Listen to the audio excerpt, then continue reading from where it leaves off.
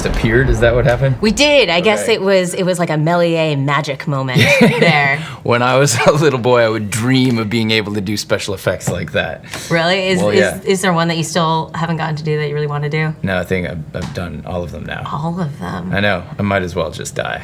Oh man. Well, we have the budget. I think Wizards will give us the budget if you just like want to incinerate or something. Okay. So, or if you want to, like Jace Bellerin and. No. Should I? Yeah. Okay. Yeah.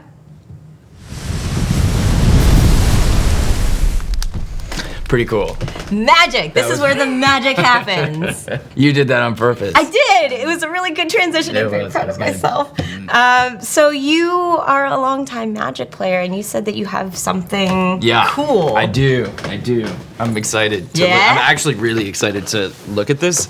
I just spent yesterday feverishly looking for these, and I was actually worried for a couple hours that I'd lost them. But oh my gosh. I didn't lose them, thank God. There's another one.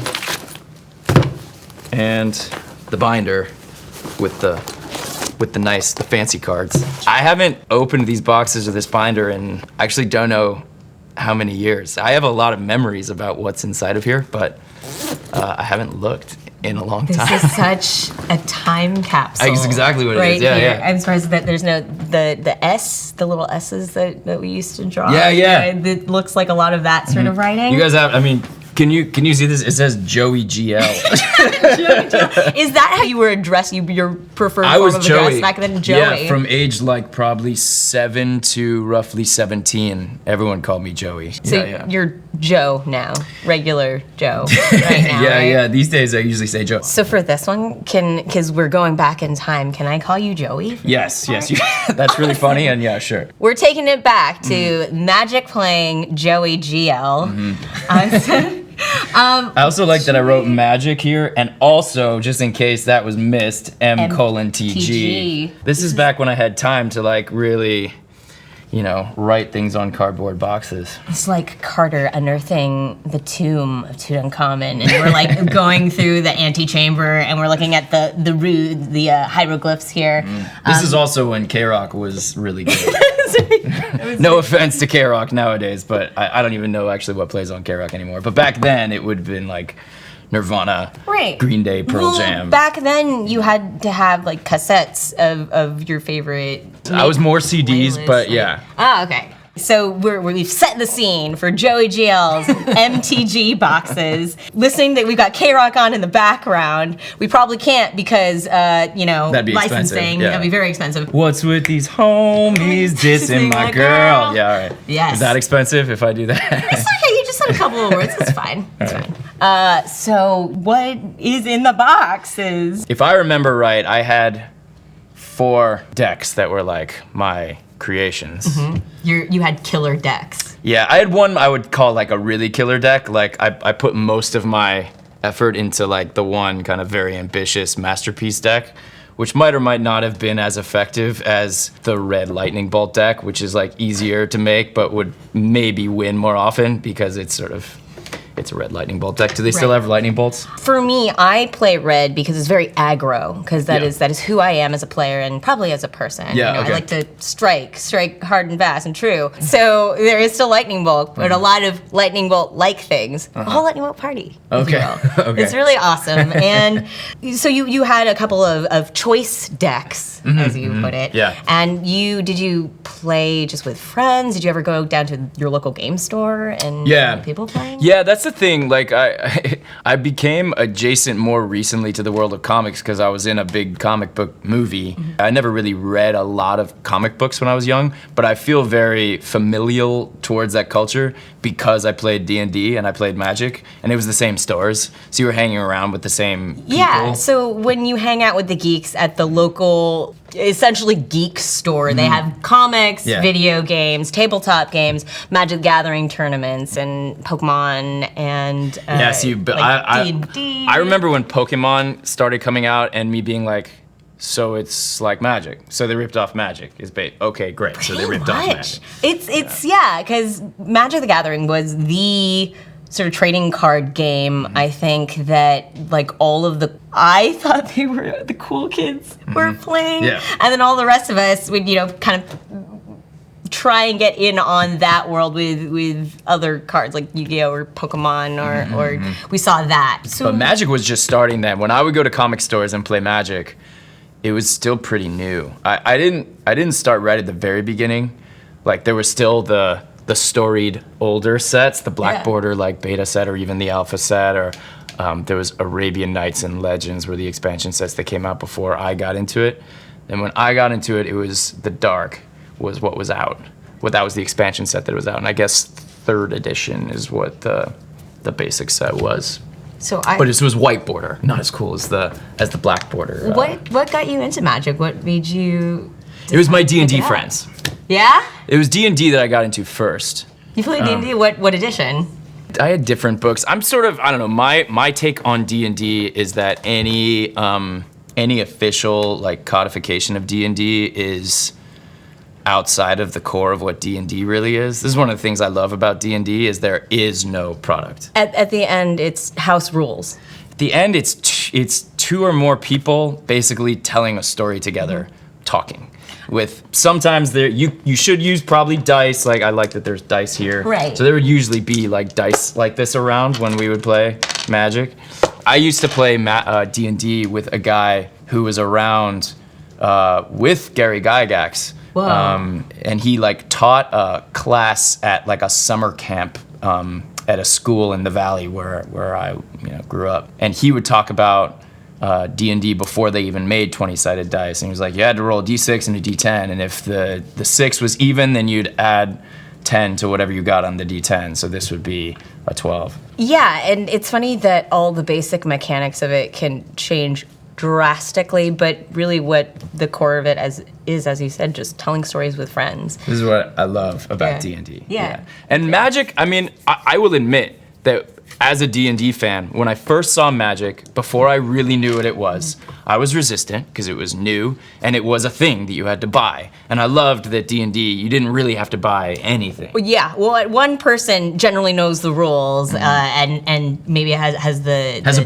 book and everything. Or some books. But then it's just everybody else brings their imagination into it. Once my friends started getting into Magic and once I started getting into it, I was like, actually, there really is something uniquely creative about this that's different than D&D because the structure that the cards lend gives you sort of creative constraints, and sometimes when you're trying to be creative, constraints is exactly what you need. If you're just looking at a blank page and you're like, tell a story about anything, sometimes you can be like, well, I don't know, what should I tell a story about? But when there's cards like that, then all sorts of stories start just coming up that you're inspired to think of from the cards. Yeah. Is there a character from Magic that you would want to play in D&D? That's a funny question. I don't think we ever did that. I mean, like, the super rare card at that time that you would want to be the Royal Assassin because he's such a badass, right? Yeah. But I would say probably I identify more. In fact, I think my best deck was a Tim deck, which I don't know if they still call him Tim, but back then they used to call the Prodigal Sorcerer Tim, which was a Monty Python reference. Right, Tim the Enchanter. There are some who call me Tim. Yeah, okay, so you know the reference. Oh, yeah. Okay. I'm a huge Python fan. Okay, but did you know that the Prodigal, I don't know if you know what a Prodigal Sorcerer is. I did not know that, okay, no. Well, the Prodigal Sorcerer, everyone used to call him Tim, and you would make a Tim deck. My deck was sort of a Tim deck, was an ambitious, extra Tim deck. The core of it, I guess, was a Tim deck, but like it was a lot. There's a lot going on in it. You could totally translate Tim into a D&D character. For sure. And the person who can like remotely just cause you damage without you ever noticing or getting a chance to take your own shot back at him. It's sort of a passive-aggressive move, but... Tim the passive-aggressive enchanter.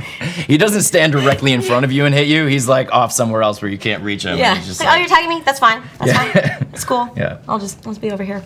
So just to linger on history for a second, what I remember most about playing D&D or playing Magic is my friends, right? Because ultimately it's not really about these things. It's about the connection that they can... I would not be playing this in a vacuum, no. Even though once I got into it, I would spend hours by myself putting together decks, but the whole time I'm like waiting to show my friends. Yeah. I think there's nothing like being creative with your friends and games like this, I think. Games that are not just skill-based, but games that really require creativity is an opportunity for friends to be creative together and have that. And I think in a certain way that playing these games when I was a teenager, I think that these games really impacted all of my creative sensibilities. Yeah, because one thing, I have been a member of hitRECord since about 2012. That's awesome. I know. You told me before. That's so cool. You know, one of my closest friends and collaborators, I did a show with Talis and Jaffe here. So the idea of hitRECord as a place for people to collaborate and tell stories and create worlds to live in and play in together, it has that same feeling. I bet I wouldn't have made hitRECord if it hadn't been for playing D&D and Magic. I bet you. Oh my God, that makes me really. It's probably true though. I mean, yeah, because that hitRECord is all about, okay, we're online and we're being creative, but not just for the sake of being like, hey world, look at me, look at my thing that I made. Please give me your hearts and your thumbs up because it's all about me and what I made. Because online culture can be that way. Sometimes. But that's the thing, is if you choose your tribe online and choose your community, you can choose to be part of something like hitRECord or a lot of the Magic the Gathering and Dungeons and Dragons community that I know that is aggressively kind and positive and wants new ideas and new voices to come join them and play. So those are exactly the principles that we try to embody on a platform. One of the reasons that I started playing Magic on the show was I was learning actively from a friend. He was like, let me teach you Magic, and we streamed it here live. So I made a lot of mistakes of Magic the Gathering live in front of an audience. Also, there's a Magic the Gathering online game, and so we were able to take people from our online community and say, okay, here's our screen name, come just play a game with us. That's fun. Yeah. Wow, I've never played it online. There's different barriers to entry for whatever reason. If you can't sit down with somebody and play this game, you can play with them online, and that is just makes my heart feel good. Yeah, likewise. That's really great. So I feel like it's time to crack the seal. Time to open them? Okay, so I'm excited. I'm hesitant to open this, but there might be D&D characters in here. Should I open it? Yeah. Okay, let's. Yes, this is a D&D character right here. Wow. Oh my gosh. Her name is Alanis. She's an elf, a mage thief. She has an 18 dexterity, which means she's fast as hell. Yeah, that is. She has a short sword +3/+3, and that can cure light. Cure light wounds? Yeah, I guess cure light wounds. I was abbreviating cure light wounds once a day. But Joey knew what you meant. Joey definitely did.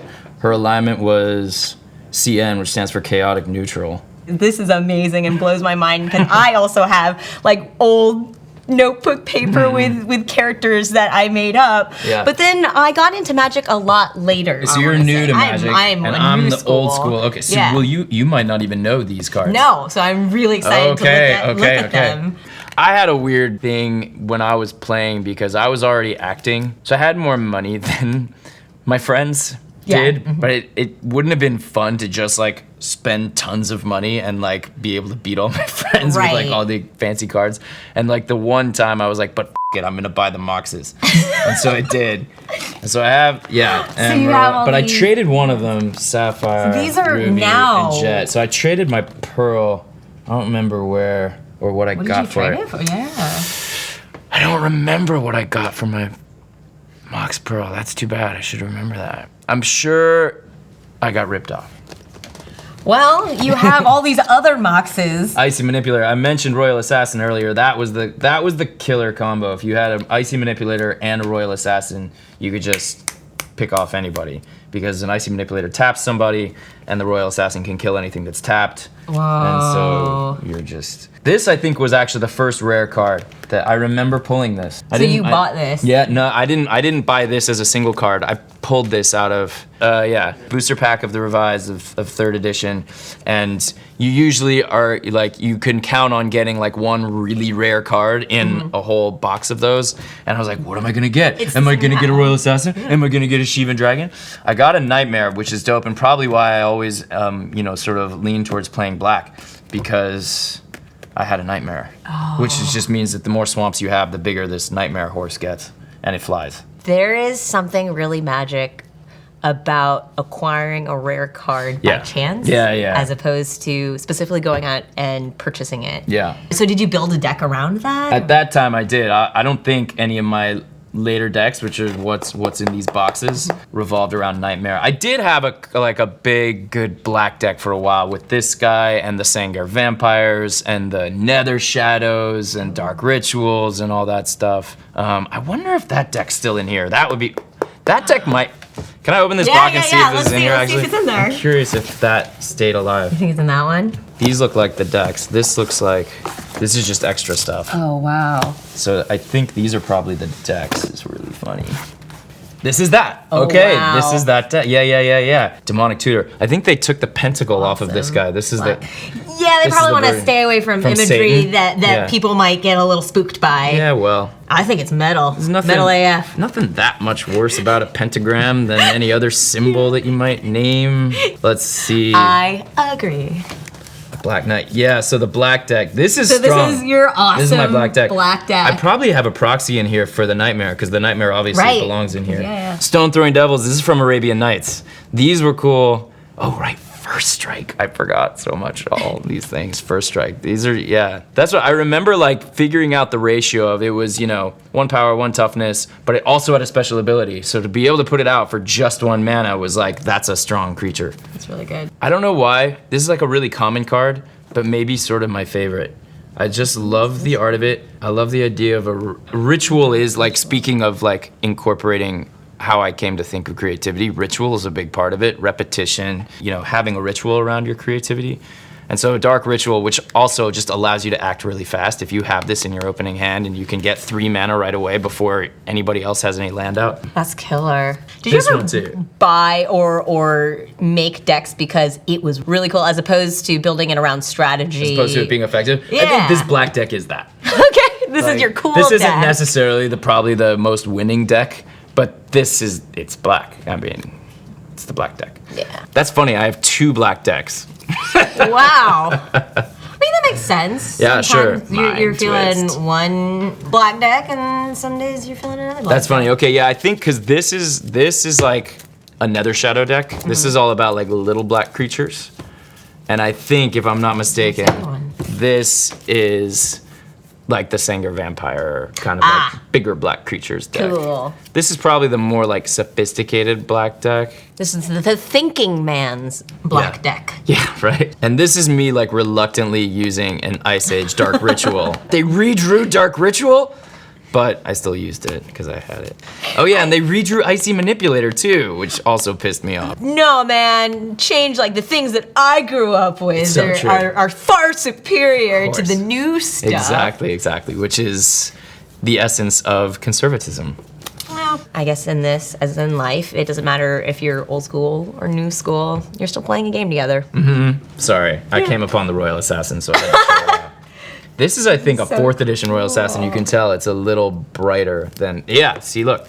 Here's my 3rd edition Royal Assassin. Oh, cool. And the colors are a little more See that, yeah. saturated, and the blacks are a little blacker. But this is the first one I got. This is the 3rd edition Royal Assassin. So what's so this Mirror is, Universe. Wow, forgot about this. This is the Tim deck. This was really my masterpiece. This is like my fun black deck, and then I think this, which I didn't even put into sleeves, is my like cheesy lightning bolt deck, which was probably really effective. yeah, that's more of my style. Right on. Like, Well, getting out there and striking. this probably won as often, if not more often, than the Tim deck. Even though the Tim deck I spent much more time and care on. This would be like making a superhero movie versus making like art house movie. You make a superhero movie. You're like, yeah, people are gonna like it. You're like, people are gonna like it. Yeah. It's easier The than it is to gratification. make an art house movie. But there's something that still draws you to like make the art house movie. Also, actually, though, the reverse would be true because this was way cheaper to make and this is very expensive. So it'd be as if you made like a cheap but effective superhero movie and a really expensive and perhaps less effective art house movie. Which is a really bad move in the movie business, but that's what I did. There are considerations to be made in creating all art. The cost, what it means for your soul Yeah, to make it, exactly. whether people will like it or not. Who did you play with? I mostly played with a certain friend group. It was Nick and Ian and Jesse. Mostly those 3 guys. Bobby also, sometimes Riley. And it would be at sleepovers, and it would, involve Pizza Hut and Weezer, Magic and D&D, and staying up really late and just playing and playing and playing. That is 100% my high school experience Yeah. with that. Weezer and everything. Yeah. Oh, man. We would commandeer our friend's living room for this, and the parents were always very understanding. I think they were just happy we weren't getting into too much mischief. Yeah, true enough. You're not out in danger if you're playing with your imagination. Right. It's true. It's a really good thing, and actually there are a lot of after-school clubs and extracurricular programs for D&D and Magic the Gathering now. In full support. Yeah. In full support. Do any of your friends still play Magic? I have some friends who I think do play D&D over Skype with each other, but they're not my friends who I used to play with. My friends who I used to play with, one is doing crazy confidential tech in the Navy or something like that. Oh. One was living in China for a while. I don't know what Jesse or Bobby or Riley are doing. And no, I haven't played with them in forever. It would be crazy. I would love to. I don't get to play D&D with any of my friends that I used to, but yeah. Is that right? Yeah. That would be fun. I want to having a reunion. Yeah, you should do that. You should do a reunion game of Magic the Gathering with them. Okay, I'm gonna try to do that. The last time I played Magic was probably 4 or 5 years ago. It wasn't with these cards though. It was someone that worked at hitRECord. Her name's Abigail, and she and I would talk about it at the office. I'd be like, we have to play sometime. So at Sundance, when she had brought her cards, and we stayed up and played. I remember there was some kind of argument about the behavior of Nether Shadows and whether you could, the difference between buried and removed from game entirely, and the difference actually made a big impact on who won the game. I hope I wasn't too bossy, but I think I also was right. But I love this. There was the Sundance the cool Sundance after party is arguing about Magic the Gathering. It was, and the difference between buried and removed from game entirely. I don't know if those are still terms nowadays, but there's a difference. Yeah. No, it's true. Although I have to say that it's really lovely that there's such a great online community for this that you can probably have tweeted it out and somebody would have come out with the answer for you. And they would have said that I was right.